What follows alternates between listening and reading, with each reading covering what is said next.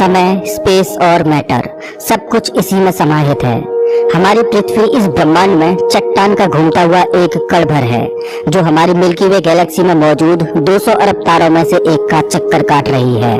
ये विशाल संरचना 90 अरब प्रकाश वर्ष की दूरी में फैले आकाश गंगाओं के सागर में सिर्फ एक बूंद के समान है। ये हमारा घर है, हमारी पृथ्वी, सुख सुविधाओं से भरपूर एक आरामदायक ग्रह। एक बार रोजमर्रा के कामों को छोड़ आसमान को देखिए, क्या दिखाई देता है। आसमान में फैली एक विशाल काली चादर में टिमटिमाते हुए तारे कितने खूबसूरत लग रहे हैं। रात में हम जिन तारों को देख पाते हैं वो सब हमारी मिल्की वे गैलेक्सी के एक छोटे से पैच के तारे हैं। हमारी गैलेक्सी में हम यहाँ रहते हैं और रात के समय में हमें सिर्फ इस छोटी सी जगह के तारे दिखाई देते हैं। कितनी विशाल है हमारी गैलेक्सी, लेकिन क्या ब्रह्मांड के सापेक्ष में हमारी गैलेक्सी का कोई अस्तित्व है? हम ब्रह्मांड के आखिरी छोर तक का सफर करेंगे तो अपनी सीट बेल्ट बांध लीजिए, क्योंकि हमारा ये सफर बहुत ही रोमांचक और खतरों से भरा होने वाला है। तो चलिए पृथ्वी की सतह से उड़ान भरते हैं और ब्रह्मांड के आखिरी छोर की ओर चलते हैं। जैसे जैसे हम पृथ्वी की सतह से ऊपर उठते जा रहे हैं वैसे वैसे हमें पृथ्वी की सतह ब्लू स्फीयर की तरह दिखने लगी है। यह है इंटरनेशनल स्पेस स्टेशन, इंसानों द्वारा स्पेस में बनाई गई सबसे बड़ी चीज। ये 27,580 किलोमीटर प्रति घंटे की रफ्तार से पृथ्वी के चक्कर काट रहा है, जो कि पृथ्वी की सतह से लगभग 400 किलोमीटर ऊपर है, और ये 24 घंटे में लगभग 16 बार पृथ्वी के चारों ओर घूम जाता है।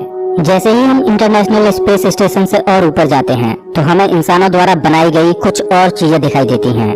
सैटेलाइट्स। अंतरिक्ष में इंसानों द्वारा भेजी गई हजारों सैटेलाइट्स पृथ्वी का चक्कर काट रही हैं। सैटेलाइट्स का अंतरिक्ष में एक जाल सा बिछा हुआ है। चलिए और ऊपर चलते हैं। इतने ऊपर से पृथ्वी का नजारा तो देखिए, कितना खूबसूरत लग रहा है हमारा ये नीला ग्रह। वेल, हम पहुंच चुके हैं चांद के पास। हमसे पहले यहाँ पर 12 एस्ट्रोनॉट्स आ चुके हैं, जिनमें नील आर्मस्ट्रांग पहले व्यक्ति थे जो इसकी सतह पर उतरे थे, और उनके पैरों के निशान आज भी चांद की सतह पर देखे जा सकते हैं। चांद पर कोई वायुमंडल नहीं है, इस वजह से ये निशान सदियों तक ऐसे ही बने रहेंगे। हम अभी अपने घर से लगभग 4 लाख किलोमीटर दूर हैं और चंद्रमा से हमारा ग्रह कुछ इस तरह का दिखाई देता है। ऐसा लग रहा है जैसे अंतरिक्ष में एक ब्लू मार्बल रखी हो। चांद की सतह एक बैटल फील्ड की तरह लग रही है, जिसने पिछले अरबों सालों से कॉमेट्स और एस्ट्रॉइड्स की मार को झेला है। चांद का कोई वायुमंडल नहीं है जो कि कॉमेट्स या एस्ट्रॉइड्स को स्पेस में ही जला दे। सौभाग्य से हमारी पृथ्वी का वायुमंडल है जो हमें स्पेस से आने वाले खतरों से बचाता है। चलिए अंतरिक्ष में एक लंबी छलांग लगाते हैं। ये है हमारे सौर मंडल का सबसे चमकीला ग्रह वीनस। इसको पृथ्वी की छोटी बहन बोला जाता है, क्योंकि ये पृथ्वी की ही तरह रॉकी प्लैनेट है, जिसकी ग्रेविटी लगभग पृथ्वी के ही समान है। लेकिन ये ग्रह एक नर्क की तरह है, क्योंकि इस पर होती है भयंकर बारिश, पानी की नहीं बल्कि एसिड की। इसके एटमॉस्फेयर में जो बादल दिखाई दे रहे हैं वो सल्फ्यूरिक एसिड के हैं। हमारे सौर मंडल में सिर्फ वीनस ही एकमात्र ऐसा ग्रह है जिस पर सबसे ज्यादा ग्रीन हाउस इफेक्ट होता है। सूर्य की गर्मी इस पर आती तो है लेकिन वापस नहीं जा पाती, जिस वजह से हीट इसके एटमॉस्फेयर के अंदर ट्रैप होकर रह जाती है। यही कारण है कि शुक्र ग्रह हमारे सौर मंडल का सबसे गर्म ग्रह है, जिसका तापमान 465 डिग्री सेल्सियस है। इसकी सतह पर काफी मात्रा में ज्वालामुखी मौजूद हैं, जो इस ग्रह को और ज्यादा खतरनाक बनाते हैं। इस एंग्री प्लैनेट पर कुछ भी सरवाइव नहीं कर सकता। चलिए अपनी जर्नी को और आगे बढ़ाते हैं। यह है सूर्य के सबसे पास मौजूद ग्रह मरकरी। इस ग्रह की धरती हमारे चंद्रमा जैसी नजर आती है, जिस पर बड़े बड़े गड्ढे मौजूद हैं। इस ग्रह के दिन और रात के टेम्परेचर में बहुत ज्यादा डिफरेंस है। रात के समय में इसका तापमान -170 डिग्री सेल्सियस पहुंच जाता है, तो दिन के समय में 400 डिग्री सेल्सियस को भी पार कर जाता है। चलिए आगे बढ़ते हैं। ये है हमारा भगवान। यही है जो अपनी ऊर्जा से पृथ्वी पर जीवन को चला रहा है। अगर ये न होता तो हम न होते।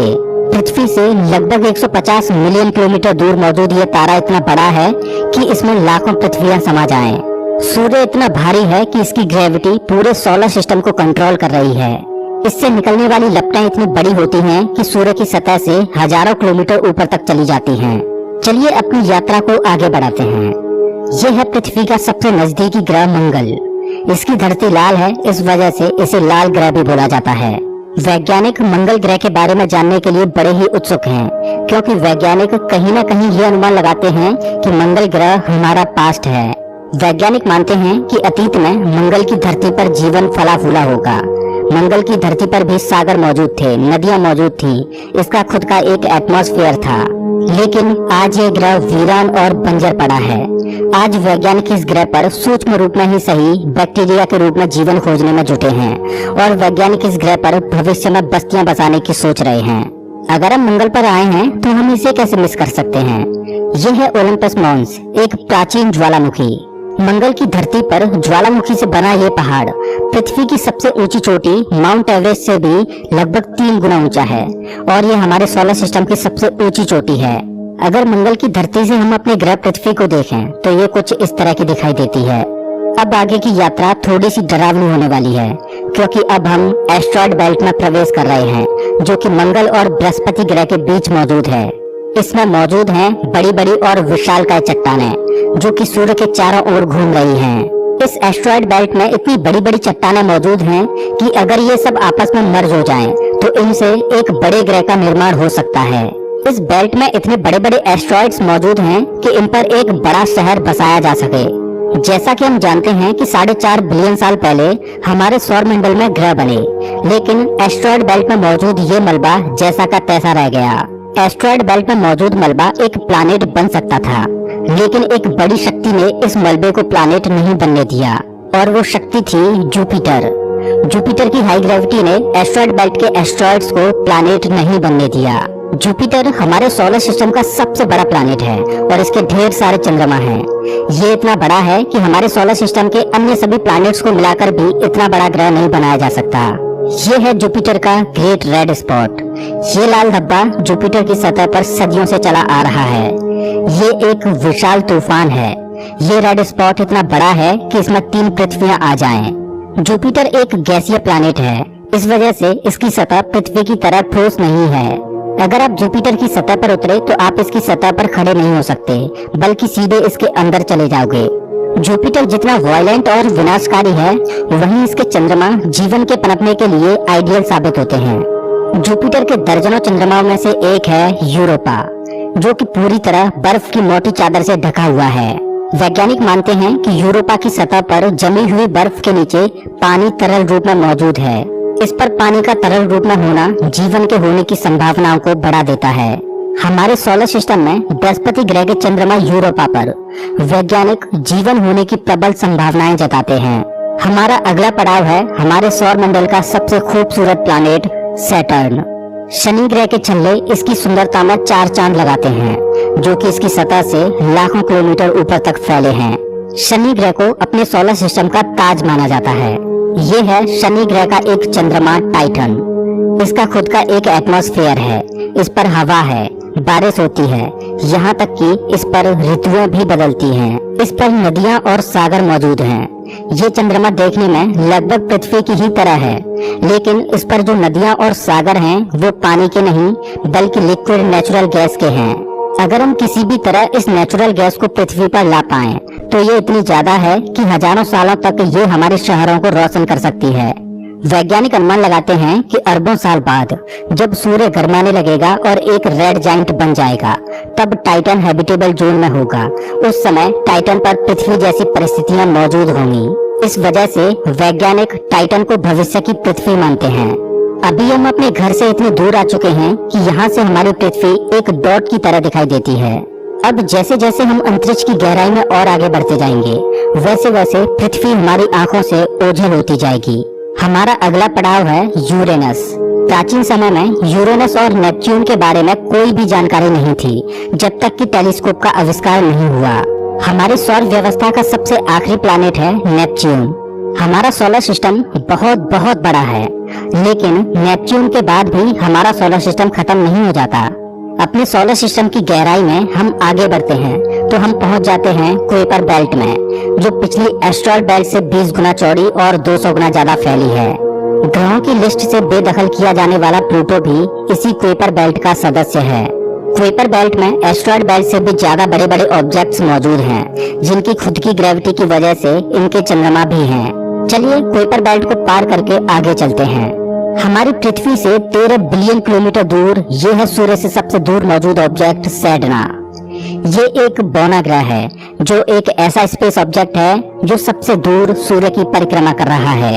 इसकी खोज 2003 में हुई थी। ये सूर्य की एक परिक्रमा 10,000 सालों में पूरी कर पाता है। चलिए अब अपने सोलर सिस्टम से बाहर का रुख करते हैं। अभी हम इंटरस्टेलर स्पेस में प्रवेश कर चुके हैं। देखिए देखिए, अंतरिक्ष की गहराई में ये क्या ट्रेवल कर रहा है। ओह, ये तो वॉयेजर 1 स्पेसक्राफ्ट है। यही तो इकलौता स्पेसक्राफ्ट है जो कि इंसानों द्वारा बनाई गई सबसे दूर मौजूद चीज है। ये पृथ्वी से अब तक 19 अरब किलोमीटर दूर जा चुका है। इस स्पेसक्राफ्ट ने अंतरिक्ष के काफी सवालों से पर्दा उठाया है। ये बंदूक से निकली बुलेट से भी 20 गुना तेज ट्रेवल कर रहा है। चलिए अपनी यात्रा को और आगे बढ़ाते हैं। अभी हम अपने सोलर सिस्टम की हदों से इतने दूर आ चुके हैं कि यहाँ से हमारा सूर्य एक आम तारे की तरह दिखाई दे रहा है, लेकिन इतनी दूर से भी इसकी ग्रेविटी को महसूस किया जा सकता है, क्योंकि अरबों की संख्या में यहाँ पर कॉमेट्स को देखा जा सकता है जो सूर्य की ग्रेविटी से बंधे हुए हैं। इन कॉमेट्स में इतना ज्यादा पानी है कि अगर ये सब इकट्ठे हो जाएं, तो ये पृथ्वी से भी ज्यादा बड़े और गहरे सागरों को भर दें। वैज्ञानिक मानते हैं कि पृथ्वी पर ज्यादातर पानी कॉमेट्स के द्वारा ही आया है। पेंसपर्मिया थ्योरी के अनुसार पृथ्वी पर जीवन कॉमेट्स के द्वारा ही धरती पर आया।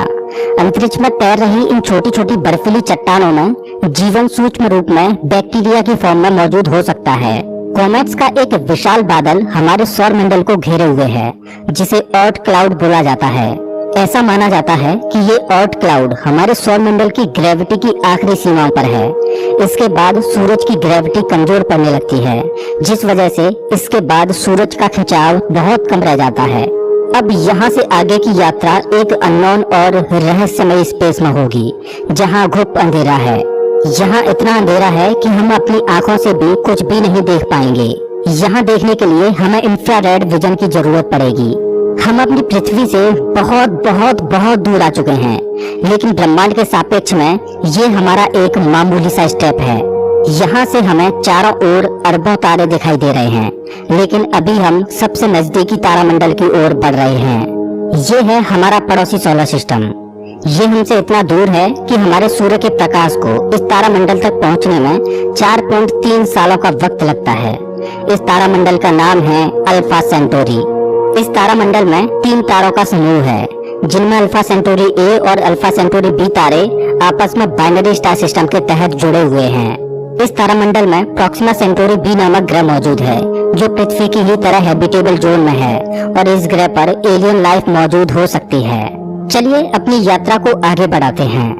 पृथ्वी से हम 10 प्रकाश वर्ष दूर आ चुके हैं और हमारे सामने ये एक बेबी स्टार है, जिसने अभी अपना जीवन शुरू ही किया है और इस तारामंडल में अभी ग्रहों का जन्म होना बाकी है।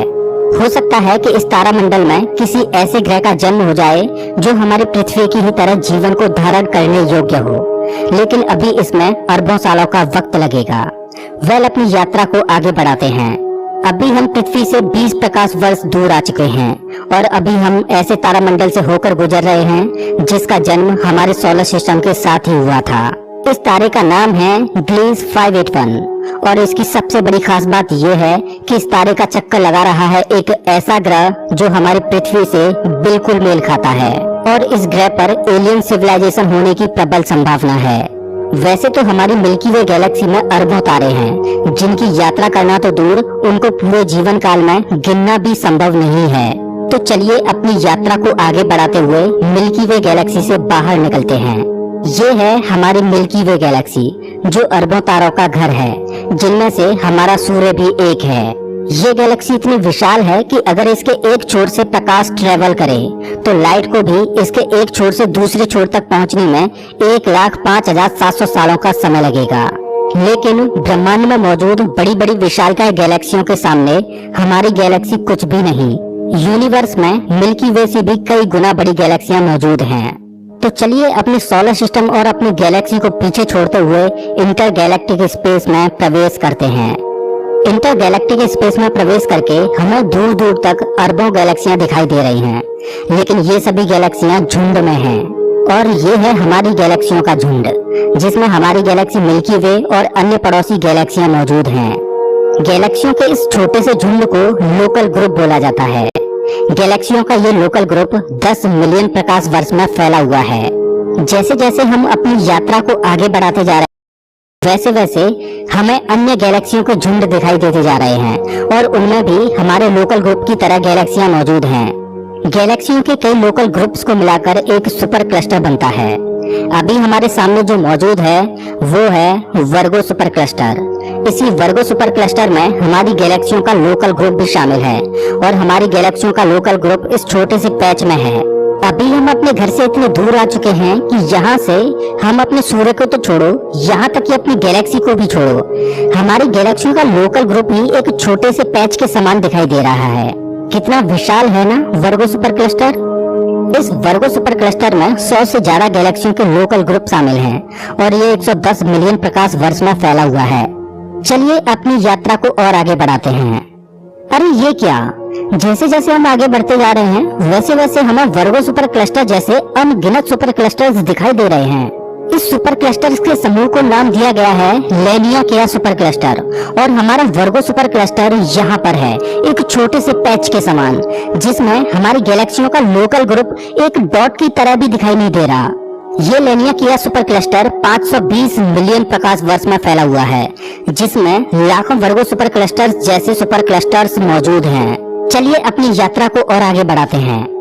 जैसे जैसे हम आगे बढ़ते जा रहे हैं वैसे वैसे लेनिया केया सुपर क्लस्टर भी छोटा होता जा रहा है और इतनी दूर से देखने पर लेनिया केया सुपर क्लस्टर भी एक छोटे से पैच की तरह दिखाई दे रहा है। ओह माय गॉड, मेरा तो दिमाग ही घूम गया। खैर अपनी यात्रा को और आगे बढ़ाते हैं। ये है हमारा ऑब्जर्वेबल यूनिवर्स, जिसमें हमारा लेनिया केया सुपर क्लस्टर एक छोटे से डॉट की तरह मौजूद है। लेकिन क्या यही हमारी यात्रा खत्म हो जाती है? क्या इतना ही बड़ा है ब्रह्मांड? वेल, जैसा कि मैंने अभी बोला, ये है ऑब्जर्वेबल यूनिवर्स यानी ज्ञात ब्रह्मांड। ब्रह्मांड के बारे में हम जो भी जानते हैं वो केवल यहीं तक जानते हैं। हो सकता है कि ब्रह्मांड का विस्तार आगे भी हो जो अनंत तक चलता जा रहा हो, लेकिन वहां से हम तक कोई प्रकाश ही नहीं पहुंच पा रहा हो जिससे हमें ऑब्जर्वेबल यूनिवर्स के बाहर का भी पता चल सके। वैज्ञानिक ये भी अनुमान लगाते हैं कि हो सकता है कि हमारे यूनिवर्स जैसे असंख्य यूनिवर्स और मौजूद हो सकते हैं, जिनमें हमारा ये ब्रह्मांड एक विशाल सागर में एक छोटी सी बूंद के समान हो। खैर, मल्टीवर्स यानी एक से ज्यादा ब्रह्मांडों का अस्तित्व है कि नहीं ये कोई नहीं जानता और न ही हमारे पास मल्टीवर्स यानी महाब्रह्मांड के कोई सबूत हैं। लेकिन ये तो तय है कि ऑब्जर्वेबल यूनिवर्स ही ब्रह्मांड का अंत नहीं हो सकता। इसके बाहर भी कुछ न कुछ मौजूद है जिसका हमें कोई भी ज्ञान नहीं। लेकिन वो क्या हो सकता है? हो सकता है कि हमारा ऑब्जर्वेबल यूनिवर्स भी महाब्रह्मांड में एक छोटे से पैच के समान हो। वेल दोस्तों, आपकी ब्रह्मांड के आखिरी छोर तक की यात्रा कैसी रही प्लीज कमेंट बॉक्स में जरूर बताएं। अगर आपको ये वीडियो पसंद आया हो तो इसे लाइक करें और ऐसे ही मजेदार वीडियोज के लिए चैनल को सब्सक्राइब करें, साथ ही बेल आइकन दबाएं।